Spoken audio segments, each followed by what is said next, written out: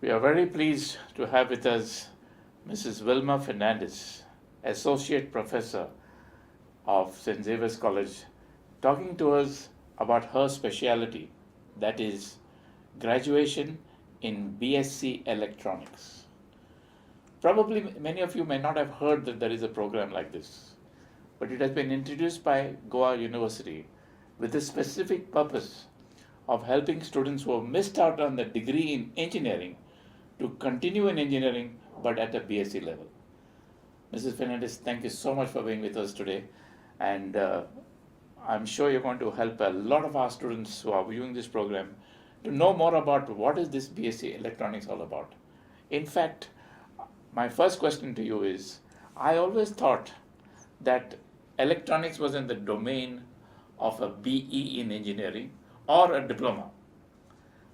So can you please elaborate on how come this has happened and what this is all about? B.Sc in electronics is a blend, or you can say it is a way in which you can, in spite of not getting into engineering, you can still be doing a B.Sc course and learning the engineering skills at the graduate level. So what you're really saying is, if I understood you right, Mrs. Fernandes, is that if a student, say for example, does not make it through GCET and therefore he is not in engineering college, he can come to your college and say, can I please do electronics? Yes. And you will happily admit him, and there will be no need of any percentage as such, but you just has to have 12th standard in science. It doesn't matter whether it is PCM or PCB. Am I right? Yes. Absolutely correct. Yes. Okay.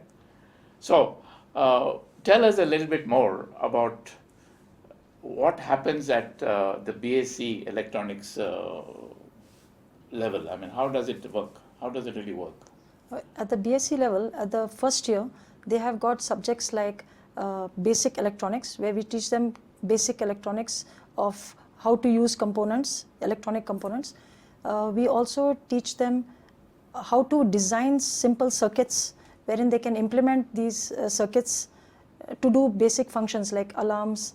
You can have lighting systems and some circuits wherein it can be useful to society. Right, okay. Now, just so that we are very clear about this, have I understood it right that if a person misses out on the getting into an engineering college, he can get into your college doing B.Sc in electronics? What is the percentage you require to do this? The person has to be a B.Sc and he should just pass his 12th exam, standard. 12th standard exam, and he can be choosing any of the science subjects. So there is no requirement or no commitment on any subjects. Okay. So if he has done 12th standard and he has even got say 45% or less than 40%, and he's got science subject like PCB or PCM, or even computer science for that matter, he can get into your college and do his B.Sc. B.Sc in electronics. Wonderful, fantastic. Okay, now as we understand engineering, the normal people in life, we understand engineering to have a lot of equipment and machines and this, that and the other.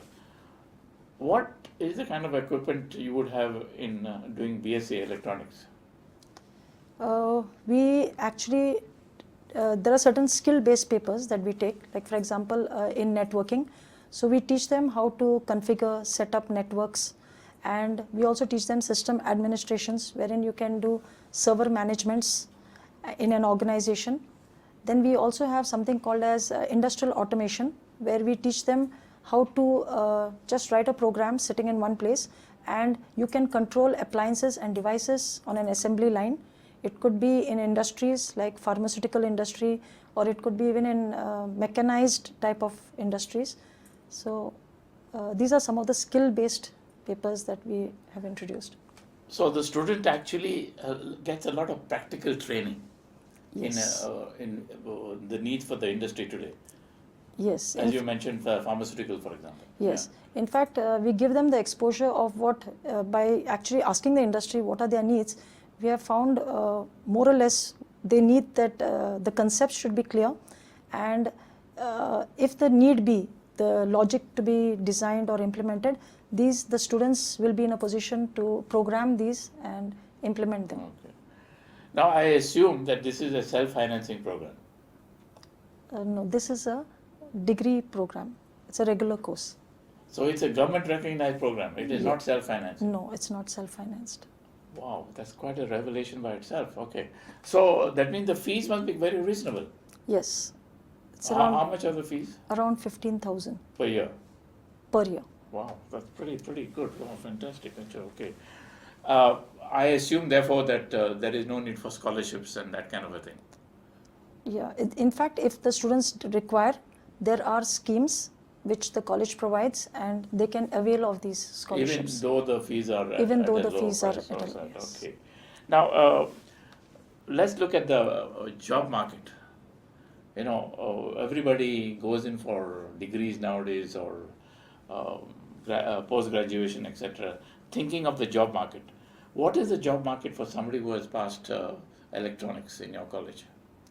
The students who have done B.Sc, we make sure that they are at least equipped they are aware of how hardware works, they are aware of also how software works, and we also equip them with some skill-based papers, like for example, industrial automation and networking and system administration, wherein if the child immediately leaves out of the portals of the college, he is in a position to pick up jobs in these type of places. Like for example, with the skill that he has acquired in any of the organization which requires system administration or which requires a network admin, these students will do well. Now, how long has this course been going on? This course had begun in the year 1996, so it's around 20 plus years. Wow, it's been a long time. Okay, now tell me, therefore, there are lots of students who have graduated and are now working. What is the kind of job opportunities for these young people? In Goa, it's a little less because we do not have that many electronic companies, but whichever electronic companies that we have, our students get into them. They even get into mobile companies because of the hardware that they have learned. We even teach them software like microcontroller programming and microprocessor programming. So that helps them, and also embedded programming. So with this, they get exposure to mobile companies, and also they would get. What about pharmaceutical companies? In pharmaceutical companies, the PLC, that is industrial automation, which has been taught to them, they can do well there, wherein they can know how to control the objects on the conveyor belt or the assembly line, and filling up of the bottles and so on, and it's all programmed just sitting in one place. So, and it's also it's a useful program because people who get jobs on refineries and rigs, we are not allowed to go to human beings are not allowed to go to such hazardous positions. So by just sitting in that particular place, a person can just program it and can even go, and the sensors are already installed in them. They can even take the readings and interpret what is going on in that environment, and accordingly take control action from sitting in one place. My goodness, fantastic. Now, this is at B.Sc level. Would the person, say, if he goes for higher studies, be equivalent to an engineer? In Goa, it is not yet recognized, but in states like Karnataka, a graduate who has completed his B.Sc in electronics, he has gone and done his master's in electronics. It's an equivalent degree. It's considered as an equivalent to engineering degree. Let me get this straight. What you are saying is, if a student from Goa goes to Karnataka and does his MSc in electronics, that is equivalent to an engineering degree. Yes. Wow, that's quite a revelation by itself. Hear this, student, because this is something very, very interesting. If you missed out on getting into engineering college in Goa and you feel that you should have been an engineer, you straight away go to St. Xavier's College, do your 3 years B.Sc electronics, go to Karnataka, do your 2 years MSc in electronics, and you are considered equivalent to a BE engineer. How's that? I think that's a fantastic way of becoming an engineer. Just because you failed GCET, that doesn't mean anything.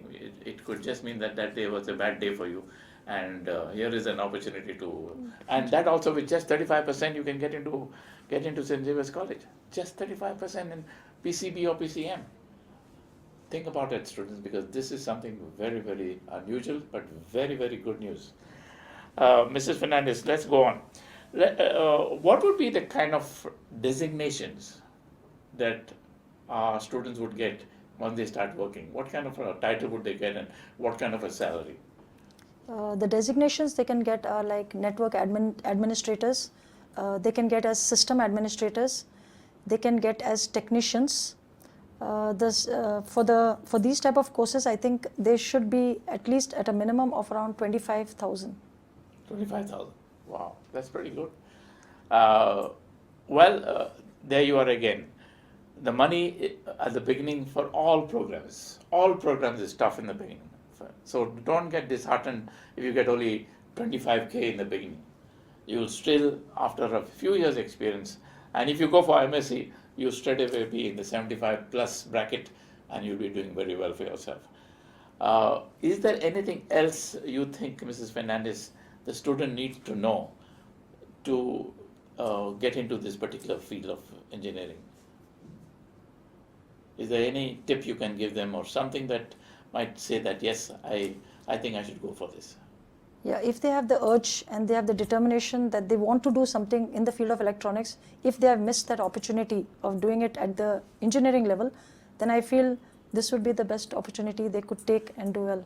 What I don't understand is, and please explain this to us, you said PCB is also okay, physics, chemistry, biology. Now, in which area in electronics can they use PCB? We have a paper which is called as Biomedical Instrumentation. Now this paper, it sounds very big, but actually it is a simple paper wherein we require a student to be knowing well about something about biology, because this paper allows you to record measurements from the body.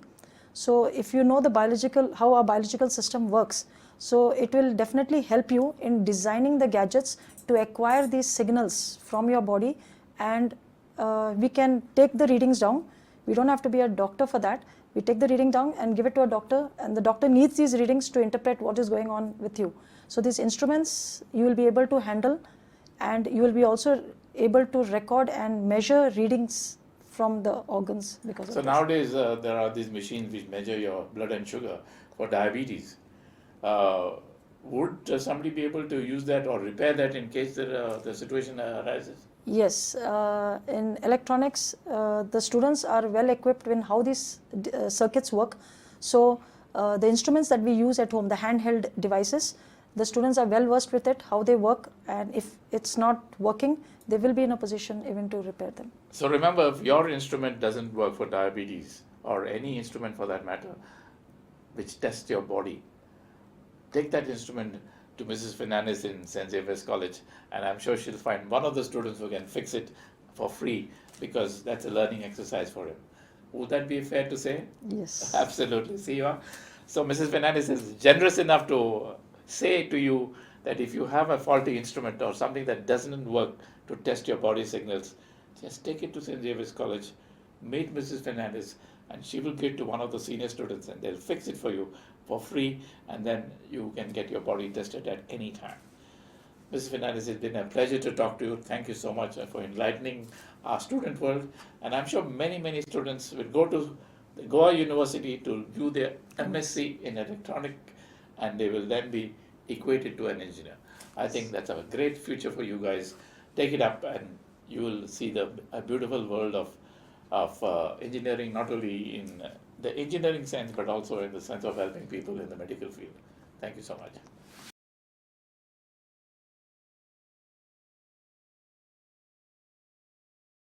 So we're here with Ransley Gonsalves, and he's from St. Xavier's Mapusa, doing the Bachelor's in Science in Electronics. Right over to you, welcome. We want to know, first of all, what is Bachelor's in Science in Electronics from a student's perspective? So, as per my point of view, I found that we do a lot what engineers do, but so engineer has a 4-year course. We have a 3-year course, So basically, engineering, the first year they teach you a lot of the various streams, but we do not do that. We actually go to electronics. We start with electronics, and that's so basically what the engineers will learn the second year, we learn in the first year. All right. So basically, you go to the practical. The practical working of learning electronics. Yes, we're more theory based while they are more practical based. Okay. All right. So you're more theory based while they're more practical based. Firstly, after your 12th standard, you joined into this bachelor course. What made you join this course? So basically, when I finished my 12th standard, I was sure that I didn't want to do engineering. Oh, you were very sure. I was very sure I didn't want to do engineering. I had a couple of friends who did engineering and they didn't like it that much. So I felt like, okay, so I actually want to do a B.Sc in computer science. But when I went for admissions, it was already full. And that's when my teacher thought, like, she was taking admissions and she told me about electronics. And it was quite pleasing to me because in electronics we don't only learn software, which was actually something I wanted to do. We also learn the hardware. Correct. So when I thought about it, like, I can design my own circuits and build the software my own circuits. Oh, okay. So hardware and software. Hardware and software together. All right.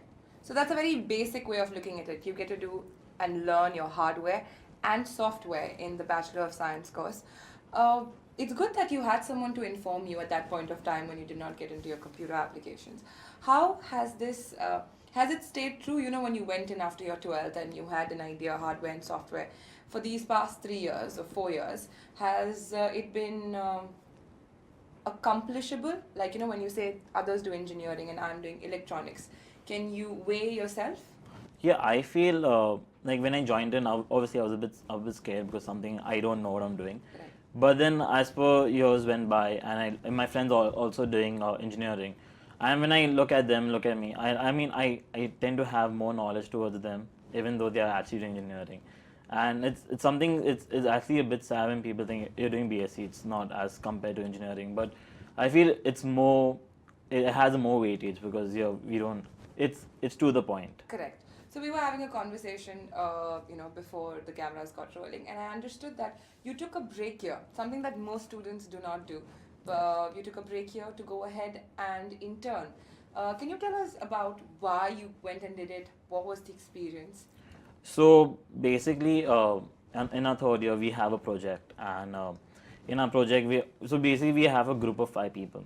When I joined electronics first, my teacher told us that we have a project coming up, and they explained to us Raspberry Pi. It's a mini computer. So obviously, I had an idea in mind, and when you have an idea, it's like a baby of yours. So you want to make it exactly how you want it. And obviously, working with other people, they will do their work, but they won't do it according to your expectations. So I thought, why don't I just do it by myself? Because it was an option given to us. So, but doing it by yourself, you need more hard work. You need more. Sometimes my teachers couldn't help us if you're doing it by yourself. Correct. So I had to know a lot more coding than what we had learning in college. So I took my year off and I learned my coding. I did an internship with companies. So, there they showed me how everything works, how actually clients think, and it helped me a lot since in third year we actually built a product more than a project. So right now it helped me a lot, okay, people want this is in a product and I need to do this and all. So basically you took the practical working life ethics and you put it into your scholastic year, into your academics. Exactly. Is this possible if you were in any other course? Would you be able to do this? I do not think so, because one thing, our teachers are very loving in college. So they give you, even though I was not in college, they were always getting me up, okay, how are you doing and all. Make sure that I'm not going off track and stuff like that. Wow. Okay. And also, while that was happening, even going back to college, the transition was pretty easy. Whereas I think if I was doing engineering, it was the final year is actually the most hectic year. So I think it wouldn't be much easier for doing any other course. Correct. So I think the key point here is that the transition was very easy even after taking a break. Exactly. Do you think now that you know more than what is there in your syllabus for your final year? Obviously, because what we learn is basically just theory. And we need a little bit practical, and doing this 1 year was a lot more practical than more theory. Correct. So now merging together, yes, I do know a little more than what you're actually learning. All right, that's a great place to be. What would you tell? So I know engineering students, they sometimes get backlogs in their first year and their second year, and it's a big build up to their final year. Do you, on a very different note, for any student doing their bachelor's or master's, do you suggest a break year? If you're very sure that you can go back to college, you will struggle hard, then yeah, obviously it's brilliant to take a year off. You get to know what you're doing in life. So especially when you're doing electronics, it's a vast stream. So we have a hardware and software, Correct. and sometimes we might not like either one. Correct. So doing this, you can you clear your mind. You're like, okay, maybe I just want to go into software, or maybe I just want to specialize in hardware, or stick to both. So taking a year off, you get to know what you want exactly, but yeah, it's really risky. It's a gamble. Yeah. What happens after you finish your final year? What are the prospects ahead? Is there more education? Can you go ahead and, how do I say? What are the options of further studies in Goa? Okay, in Goa, we have a MSc going on in Goa University. So as soon as we finish our bachelor's, we have to answer an entrance exam, which is very simple, and then we get into MSc in Goa University. But if we say, suppose we don't want to further study ahead, we all, since in our third year we learn a couple of skill-based papers, such as we have industrial learning and yeah, so in industrial learning, basically how the industry motors work and how Correct. they program and everything, and You can go ahead and get a job. we can actually go and get a job. We also have this paper known as networking, which almost every office has a networking server. So obviously after our third year, we can go and join as a network manager. Wow. And handle the whole networking by yourself. Which is I think the need of the hour. We have so many offices that need someone. who's Exactly, good with like from a electronics. small base to a large base, Absolutely. we need a server, Correct. and that's what we learn in college. So you are saying that certainly a job is secure. Yes. Probably 90% of the time people can go and get a job, and if they want to educate themselves further, MSc is available at Goa University, which is a great thing to have it in Goa itself. What are the prospects now if you become a networking manager? I'm looking at this as all of the viewers who are watching. We always think, what is the growth opportunity? What you're speaking of, a bachelor, and this is just me asking from a very market perspective, corporate perspective. Considering someone's done engineering and you've done your B.Sc in electronics, you automatically get, of course, employed, let's just say. What is your growth prospects? So obviously you start at the bottom, but Correct. it's still in networking, and you work your way up. So usually the engineers will tend to be mostly under you because, like I said, they're more practical based. Correct. So they'll be doing the work, the hard work, while you'll be like, okay, monitoring them and see that, because you know the theory how it goes ahead. Okay. So at certain, obviously, if an engineer does his ME, that he does a master's, then he'll be above you. But since you did a B.Sc and you're more theory based, the engineers tend to work below you because you have more Okay. theory in the knowledge. All right, which is an upper. I'm sure it's Yeah, a big up. it is. So they waste 4 years of their life while. Ouch. I'm not sure we subscribe to that, but I'm sure they don't waste 4 years of their life. But I can understand why, doing a bachelor in science in electronics has an uphand. Now, I always ask this to a lot of, when you spend 3 years of your formative years in a college, in an institution, the environment over there is very important. Yes. How is the environment with your bachelor's in science in electronics? So All boys, I'm sure, in the class. Are there any girls? there's actually one girl. There is a girl. There is one that's girl. Great. Kudos. Yeah. So last year we had 2 girls in our we had 4 girls in our class, and this year we have just 1 girl. Okay. But it's fun. It's nice. So even though it's a very nice, calm environment, we have a really nice lab and everything. All our classes happen in the lab, and our teachers are also very friendly, very understanding, and all. And at times when we don't have classes, we fool around together. So a very good friendship is built between Alright. us. It's a great place to kind of be. It's What a- are your working hours? What is your So our college working hours? hours is brilliant for most of the students. So we start at 8:30. Like if I'm in the third year, we finish our class by 11:30. We have That's it? We have 3 classes a day, unless we have practicals. If we have practicals, we get over at 1:30. Okay. But for the first and second years, we have other combination of physics and computer science. So because of that, so on normal day, your class will get over at like 12:45, and if you have a practical, then your class will get over at 4 o'clock.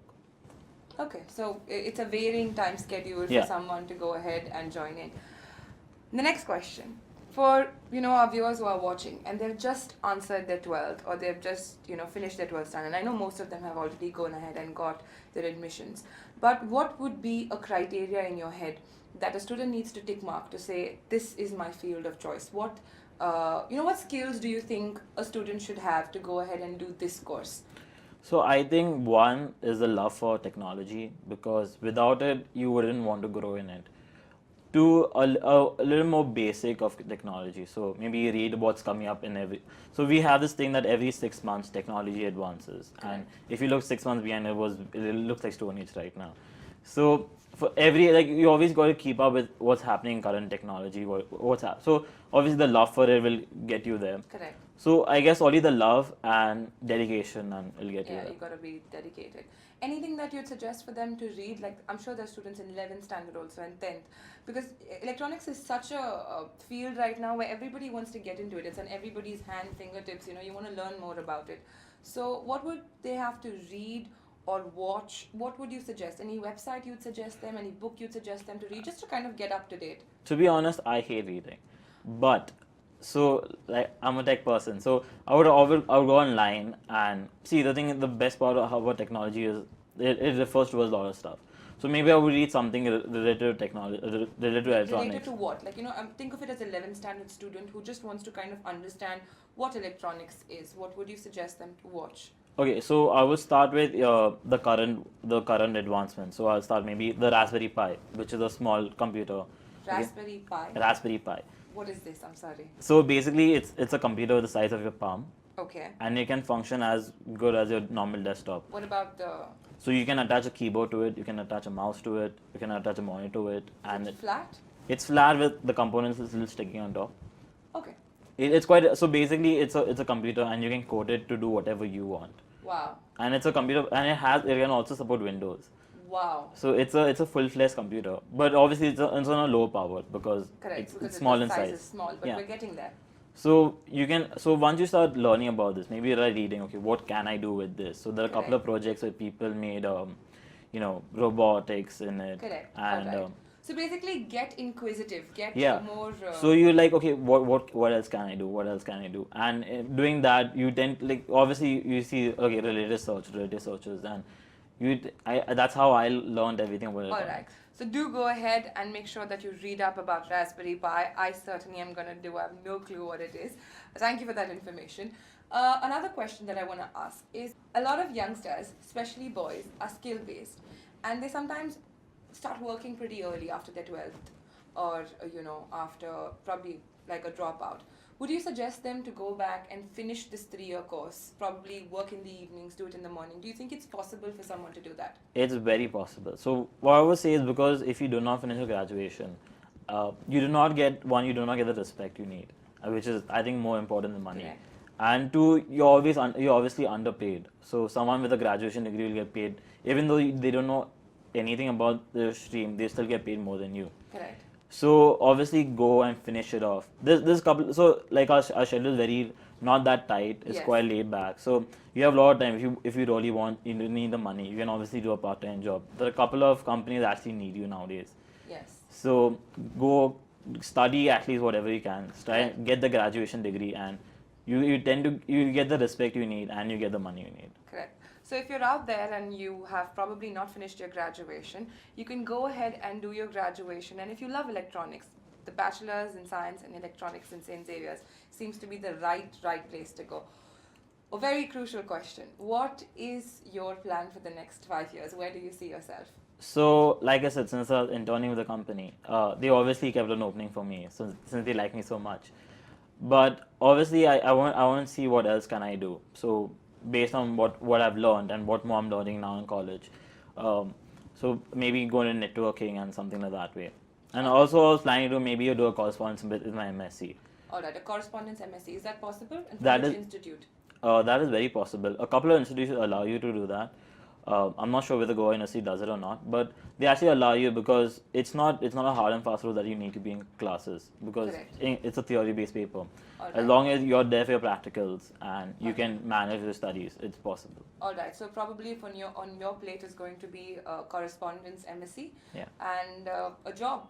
Yes. All right, that sounds like a plan. What are the other options that someone who is passed out? One is, of course, you go in hardcore studies. The other is you go ahead and you start working completely.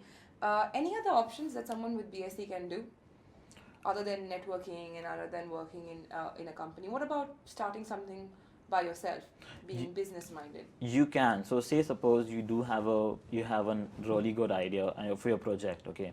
Say suppose you build something that is not there out the market, or even if it's out there the market, but the cost of your product is way lower than what you're offering the market. Sometimes companies do pick up your products. Wow. Okay. So when they pick up your product, they have to pick you up. So and sometimes even if you want to start your something, say suppose you know this product can sell and you don't need a company to do that, and you know you can provide this product to everybody. Okay. You can start your own company and there's no one stopping you, and you can obviously go out and All right, so you can be your own. You can be your own. maker. Yeah. That is also a great place to be. Thank you so much for being here. And for all the techies out there, is there something that you'd like to tell all the students who are doing technology wherever they are? just go ahead and do what you love and we'll be fine. All right. Thank you so very much. We wish you the bestest for your Thank you so final much. year. And keep the progress going. And I will read about that Raspberry Pi for Yeah, sure. sure. Thank you. Yeah, thank you.